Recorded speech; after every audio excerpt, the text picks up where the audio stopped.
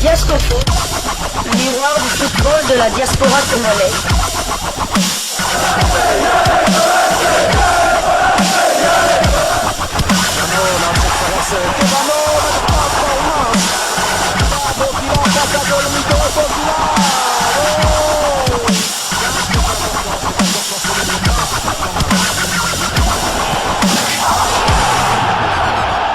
Diascofoot, le miroir du football de la diaspora congolaise. Vous êtes sur Diascofoot, le miroir du football de la diaspora congolaise. Diascofoot vous dit bonjour, tout le plaisir est pour nous de vous retrouver, mais surtout de savoir que vous êtes nombreux en train de suivre votre chaîne YouTube dédiée uniquement aux footballeurs de la diaspora congolaise. C'est l'heure de partager avec vous quelques news que nous avons pu récolter pour vous, des news concernant la tanière des léopards de la République démocratique du Congo, et cela dans le cadre de cette deuxième livraison sportive de ce jeudi 16 mai 2024, une livraison qui nous emmène du côté de la Fédération congolaise de football association. Vous êtes posé cette question et que nous posons également sur l'affaire Soudan-RDC. Nous nous basons sur une analyse de nos confrères de Léopard Foot, qui va d'ailleurs ouvrir la voie à notre propre analyse pour échanger justement avec vous sur cette question, parce que beaucoup d'entre vous nous ont toujours posé cette question: quid justement du dénouement de cette affaire Soudan-RDC? À plusieurs reprises, mon frère ici a d'ailleurs souvent dit que ce cas constituerait une jurisprudence si la Fédération internationale de football arrivait à le gérer différemment, parce qu'il est clair que dans cette situation, la RDC a raison, mais si la FIFA trouvait des circonstances atténuantes au Soudan, ça va en tout cas être un précédent en la matière, et donc créer une jurisprudence, ce qui ne sera pas une bonne chose pour l'avenir. Alors, nos amis de Léopard Foot ont publié ceci: affaire Soudan-RDC, à quand le dénouement? En novembre dernier, la FECOFA annonçait avoir déposé un recours auprès de la FIFA concernant l'éligibilité du joueur soudanais Youssif Ali. Selon l'instance congolaise, ce dernier se serait enregistré avec un passeport finlandais. 6 mois plus tard, et à l'aube de la reprise des éliminatoires, où en sommes-nous? Initialement sélectionné pour les prochains matchs du Soudan en juin, Youssif Ali vient d'être retiré par son sélectionneur. Selon le directeur administratif de la sélection soudanaise, cette exclusion fait suite à la situation du joueur qui est sans club depuis plusieurs mois et de son arrivée tardive au rassemblement. Prudence ou décision sportive? Affaire à suivre. Ça, c'est la conclusion de nos confrères de Léopard Foot. Nos confrères de Léopard Foot ont posé des bonnes questions que certains d'entre nous posons aussi. Et cette non-sélection de Youssif Ali nous pousse à réfléchir et à analyser cette situation. Mais avant, faisons un peu un retour sur les faits. Le 27 novembre 2023, un média congolais publié ceci, il s'agit de mediacongo.net. Éliminatoire mondial 2026, la RDC porte plainte contre le Soudan sur l'éligibilité du joueur Youssif Ali. Dans un développement surprenant des éliminatoires de la Coupe du Monde 2026, la République démocratique du Congo aurait officiellement déposé une plainte auprès de la Confédération africaine de football CAF contre le Soudan. L'allégation principale porte sur l'alignement d'un joueur non éligible lors de leur récent affrontement. Le joueur incriminé Youssif Ali est entré en jeu à la 86e minute lors de la rencontre entre le Soudan et la RDC, remportée par les Soudanais 1-0 le 19 novembre dernier à Benghazi en Libye. Selon la Fédération congolaise de football FECOFA, le jeune joueur de 23 ans évoluant au FC Lati en Finlande aurait présenté un passeport finlandais plutôt que soudanais avant le coup d'envoi, soulevant ainsi des préoccupations sérieuses quant à sa qualification.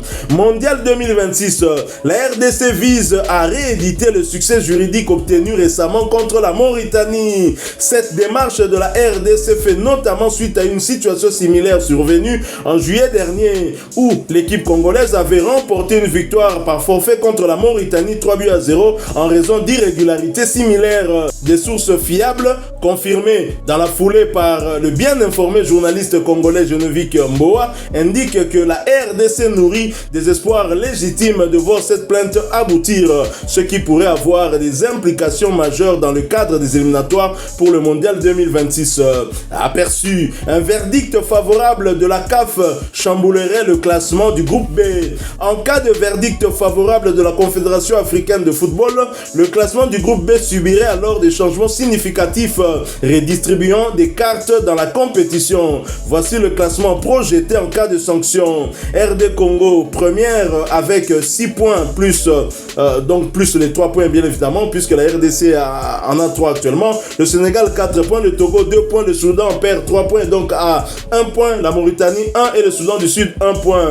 Ainsi, et si la RDC obtient gain de cause, elle surpassera le Sénégal en tête du groupe, établissant ainsi un avantage crucial avant le face-à-face très attendu entre les deux équipes en juin prochain. Ce match ne serait pas seulement une confrontation sportive, mais aussi un moment décisif pour la qualification à la Coupe du Monde 2026. Donc là, nous avons fait un peu un retour au fait pour comprendre. Nous avons eu beaucoup à supputer là-dessus, et vous l'avez d'ailleurs rappelé que la Fédération internationale de football, parce qu'il faut rappeler la plainte de la RDC, c'est au niveau de la Fédération internationale de football association, parce que ces éliminatoires, c'est une compétition de la FIFA, bien évidemment. Et vous n'avez cessé de le rappeler que si la FIFA prenait une autre décision que celle de donner raison à la RDC, cela constituera une jurisprudence pour l'avenir. Et ce n'est pas logique qu'un joueur prétendument soudanais puisse être enregistré lors des matchs avec une autre nationalité. Ça n'a pas de sens. Et donc la FIFA devrait prendre la bonne décision pour ce cas, ce qui bien évidemment aura des conséquences dans le classement de ce groupe B. Tout à fait. Moi, ce que je ne comprends pas, c'est le temps que met la FIFA pour prendre une décision, que ce soit en faveur de la RDC ou donner raison aux Soudanais. Et dans ce cas-là, comme vous l'avez dit, il y aura jurisprudence. Moi, je comprends que ça fait depuis le fin novembre, donc 5 mois après, toujours pas de réponse, alors que dans 3 semaines, on jouera déjà le troisième match des éliminatoires de la Coupe du Monde. Donc imagine, j'espère que la FIFA donnera une réponse avant notre confrontation face au Sénégal, car ça peut tout changer, même dans nos têtes. Imaginez-vous que psychologiquement, la FIFA nous donne gain de cause. On va se présenter au Sénégal en étant leader avec 2 points d'avance. Là, on peut gérer. Match de Silipé 0-0. On est toujours leader, on a toujours 2 points d'avance sur le favori du groupe. Donc ça peut tout changer. Ce sera maintenant à nous de gérer le reste des matchs. Le reste des matchs. On n'en est pas encore là, mais c'est vrai que la FIFA tarde à donner son verdict, et je trouve ça surprenant. Alors, nos confrères de Léopard Foot ont posé des bonnes questions. J'aimerais prendre l'une d'entre elles en rapport justement avec ce joueur. Les éliminatoires du mondial reprennent avec les matchs de la 3e et 4e journée. Et comme par hasard, le jeune Jussif Ali n'est pas repris dans la liste des convoqués soudanais. Nos confrères se demandent, prudence ou décision sportive? Quel est votre avis? Je sais pas, je vais un peu vérifier si c'est vrai carrément, si ce joueur ne joue quasiment plus avec son équipe, même s'il ne joue plus. On parle du Soudan, on parle pas du Sénégal, de la RDC, qui ont des noyaux pléthoriques, qui ont des joueurs, que ce soit dans le pays ou en dehors du pays. Donc on parle quand même du Soudan là, donc je sais pas, je vais vérifier, mais à mon avis c'est plutôt une décision.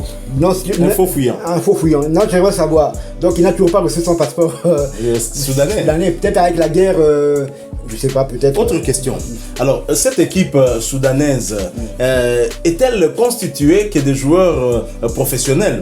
professionnels entre guillemets, évoluant disons à l'étranger. Est-ce que cette équipe soudanaise n'a pas de joueurs évoluant à Al-Hilal du Soudan? Je pense que si. Et si tel est le cas, ces joueurs non plus n'ont pas de temps de jeu. Le championnat ne se joue pas au Soudan. Alors je pense que cette raison-là n'est pas du tout valable. C'est très clairement un faux fouillant. C'est de la prudence en fait.